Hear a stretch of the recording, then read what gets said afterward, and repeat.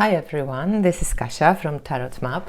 Let's talk about the fixed star of Algol today because of the upcoming conjunction of Uranus and Mars that's happening with the star of Algol this time.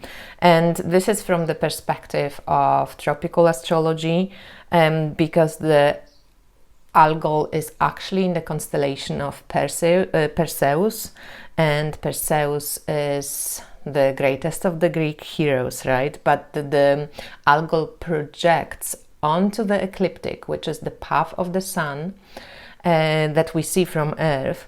And so the projection on the ecliptic from Algol is 26 degrees Taurus right now.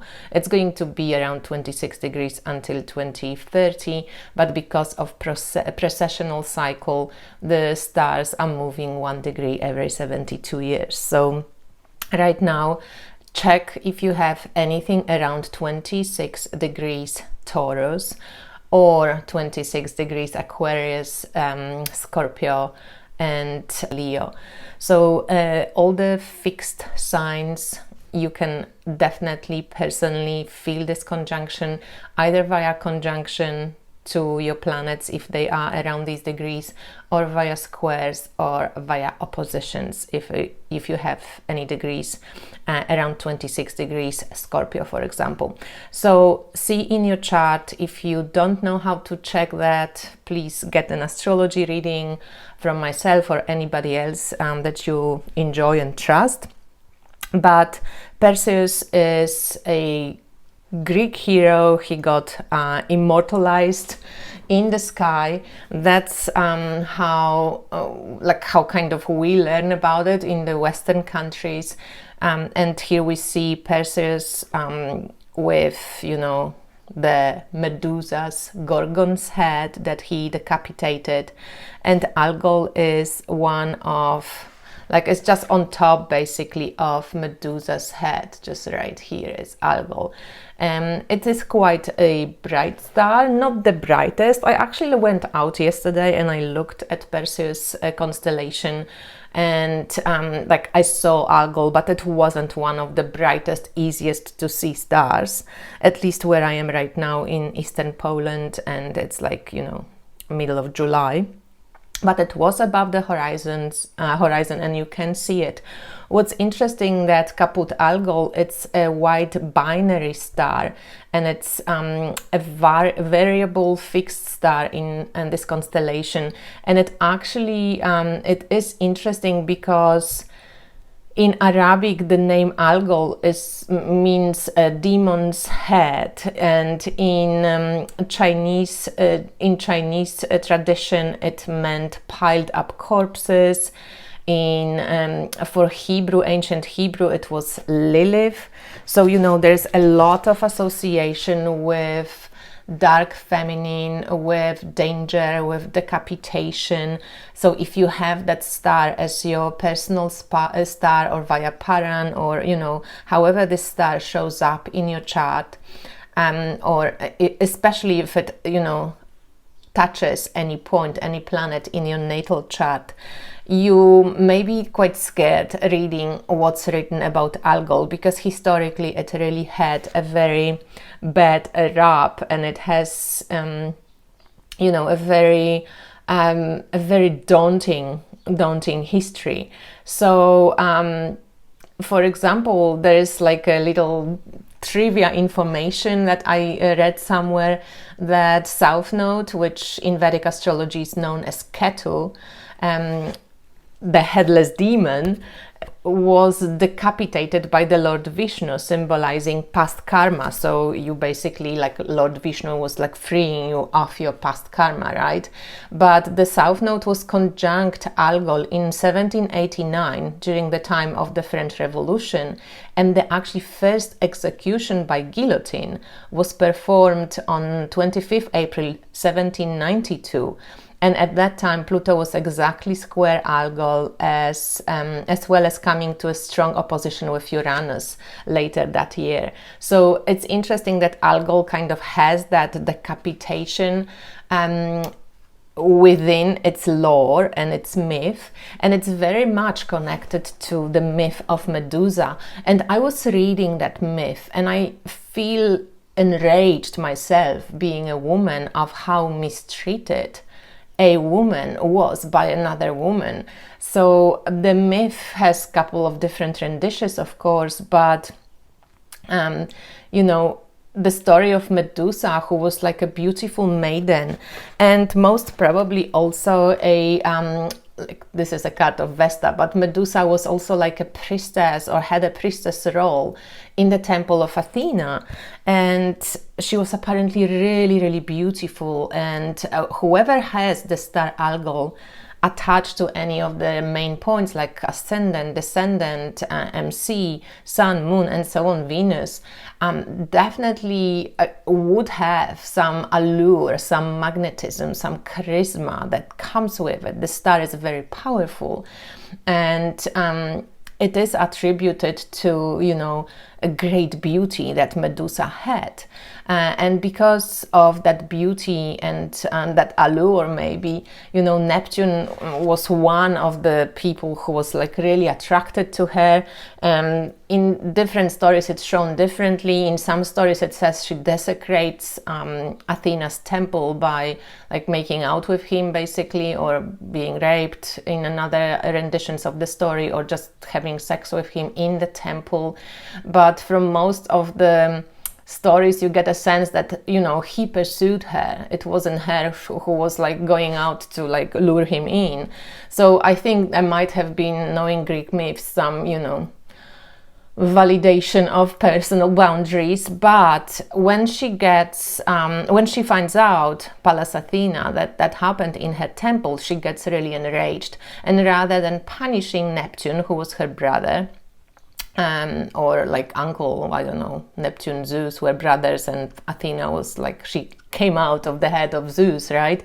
So rather than punishing Neptune, who was maybe more powerful than her, I don't know, she of course punishes Medusa.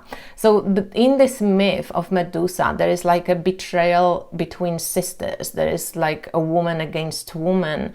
And there is this patriarchal myth of a solar hero who later on, with help of many gods, gets on and decapitates Medusa in her sleep. So jealousy between women, I think people who have Medusa, especially maybe close to her Venus or, you know, moon, may have experienced, because this star is not going to make your life easy, but this star also gives a lot of power, okay? And I always I just don't like the fear mongering that's happening. It's not the point of astrology by no means.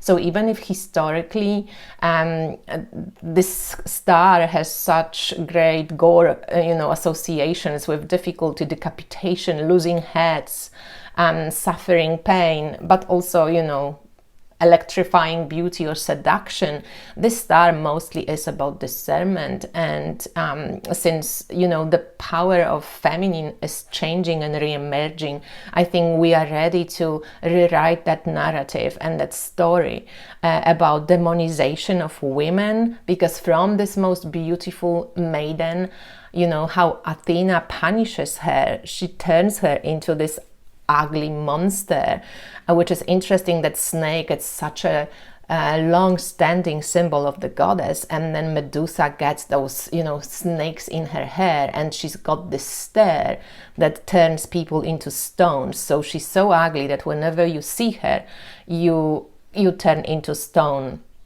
So snakes or serpents attributes, of course, carry both dual meanings.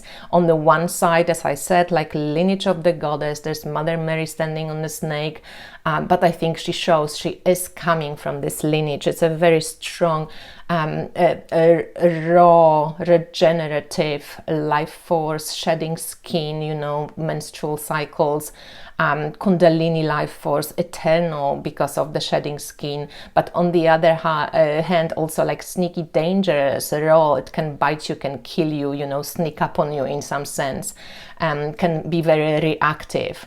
So Perseus kills Medusa while she was asleep, because of course he can't look at her, because as soon as she looks at him or he looks at her, he's going to turn into stone.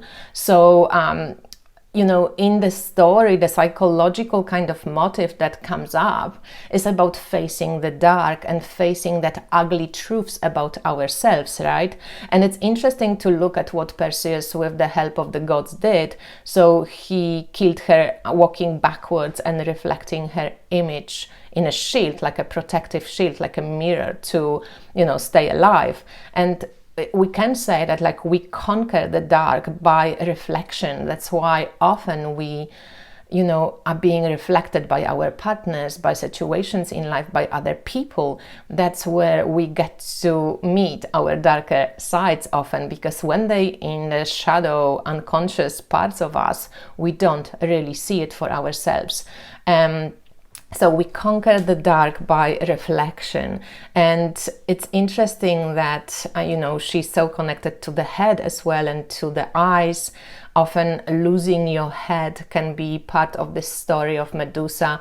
Head is connected, of course, to the thinking mind. So often it could be about like losing the ego, or what do we release when we lose our head, because our culture, the solar hero culture, the Perseus culture, who killed the raging woman, the monster, but rescued Andromeda, the beautiful, another maiden in this, in despair. That's interesting to who looks at who looks at Medusa is actually seeing a reflection of oneself, and it is scary. It's good to think like what's unacknowledged over the next couple of days from now on, like what's coming up for you, what shows up.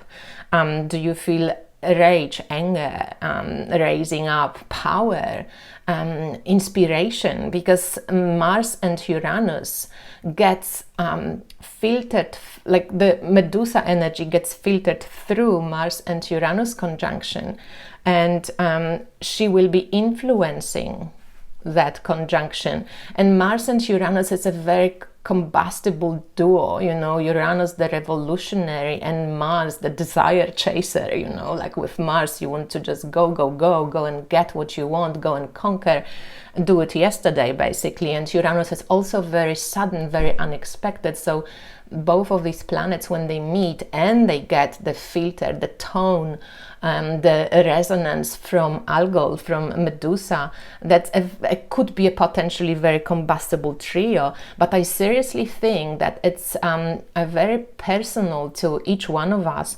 And Algol is about discernment, because Algol serves power, and it exposes like the naked soul, like turns you to stone basically. There's nothing to hide. So, do we fear the darkness more than we kind of strive for awakening, for awareness? A lot of radical people, radical artists like Frida Kahlo had strong algols in their charts. And Medusa became, from the feminist perspective, like a symbol of oppressed feminine. She doesn't get a fair treatment. It's like in the Me Too movement, people blame the victim for, wearing short skirts or whatever, and then the perpetrator gets easier treatment. It's like with Israel and Palestine, then there is oppression happening over years, and then everybody is surprised, and the oppressed fights back or stands up for themselves. So Algol really requires discernment, because people with this strong energy of Algol, and right now collectively for us, there's magnetism, attractiveness in different stories of our heads. And what we choose, it's really important. I think Medusa is actually, to me personally, very connected to the poisonous path, to the path of poisonous plants. And poisonous plants would be really great initiators for this energy, because she is a symbol of magic and protection as well. Athena wears her head on her chest, as a protective mechanism. So being turned, when this energy is kind of used unconsciously, it's very, it can be very abusive or abused. And when it's used more consciously, it can be extremely powerful symbol of transformation and protection. And it carries deep, magical, fierce energy connected to dark feminine path. But Algol itself, it's a neutral force, it's really up to us how we get to choose to use this energy when it actually hits us. So according to Austin Kopok in his book on decans, Algol resides in Taurus 3 decan, and it's connected to 7 of Pentacles, it's connected to Saturn in Taurus. So there is this kind of he writes something that we are never powerless when our words reach the ears of those willing and able to help us. Medusa is just a reminder that when power goes, or shifts of power, let's say, but discernment is the big word here. What's interesting is that she was one of 3 Gorgon sisters. 2 of those were immortal. So Perseus couldn't kill them. Medusa was the mortal one. And when she got killed, out of her blood sprang Pegasus, the winged horse, which was then mounted by another fucking hero. And I just feel like there is just like a perpetual mistreatment of her power and her offsprings. And why I connect her to the poisonous path, it's also because her blood from one side of her body, her blood can be healing. From the other side of her body, her blood kills. So it's like this Ophiuchus Scorpio energy that you can use for healing or killing, it's up to you. So again, that discernment. And it's interesting also that Perseus, it's actually, and I looked at it yesterday, it's actually in opposition to Ophiuchus Scorpio right now in the skies. And of course, if she Algol projects on 26 Taurus on the ecliptic, opposite that would be 26 Scorpio. But in the real sky, when you watch and you go out and see Algol and Perseus, on the opposite side, you will see Ophiuchus and Scorpio. So that's really interesting. And the myth and the story of Medusa is very fascinating. I suggest you read different rendition and iteration of this story. And what's also interesting is that in Arabic, Algol means demon's head. So Algul was like a monster's head. And this is a binary star, and where it comes from is that's an eclipsing binary. So there's like 2 stars. One is large and dim, and the other is small and bright. And about every 3 days, as we view it from Earth, the large dim ones covers the small bright one, and so we see the overall brightness fall. So when the dim star passes by, the former brightness returns. So she's like blinking star, that's why maybe also connected to eyes. And also I found it interesting that she was connected to Lilith, and then the ancient Hebrews saw her and Lilith. And I think there was like this natural kind of movement from the goddess culture, the power of the snake, regeneration of life, to the solar hero culture, and then where Perseus, cuts her off in her sleep, but maybe giving us an idea of how to deal with our own ugliness in a sense.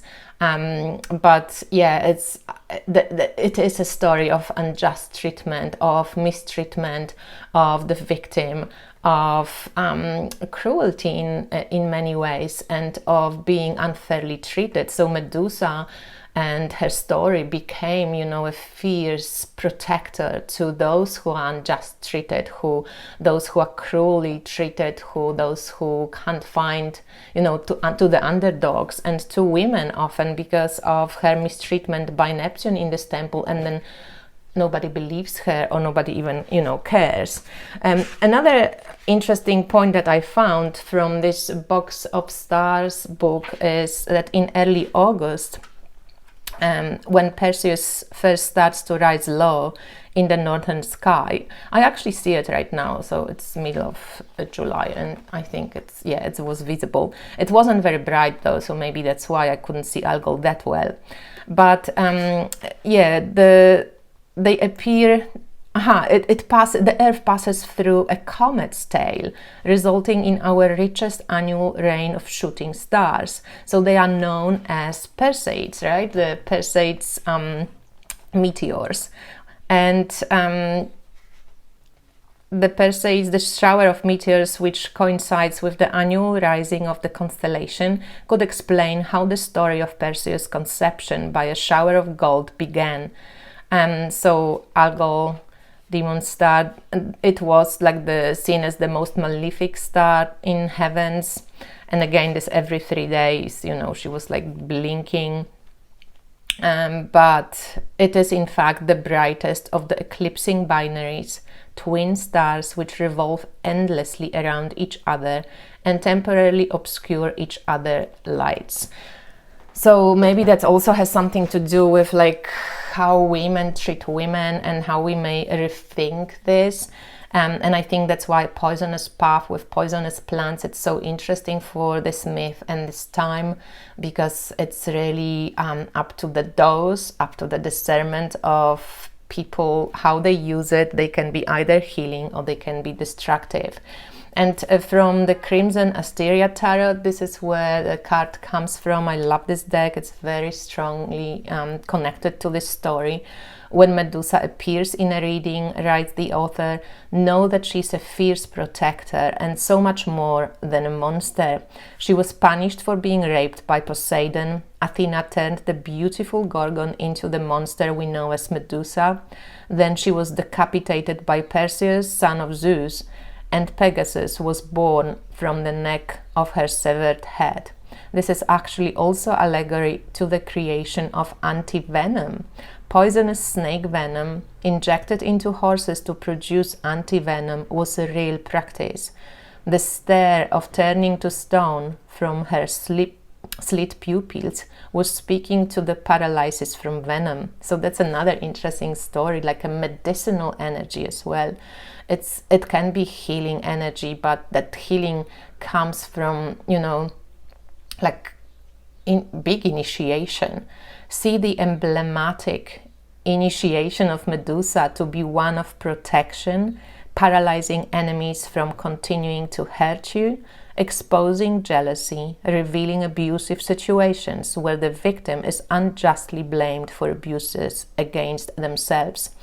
So repelling the evil eye, know that unjust acts and accusations against you will come to light.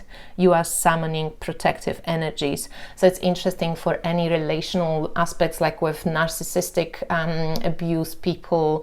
My friend Sherry is like going through and preparing also, because of her own experiences, different like a classes on this, because she really wants women to realize that you can free yourself also from these energies. And I think this time it's like just really good for this. So I hope you enjoyed this, and if you are looking for an astrology reading based on constellations, you can get my spiral astrology reading. If you're looking for a tropical astrology reading, check out my life purpose readings. We can meet live, or I can record a hour and a half long deep video reading for you.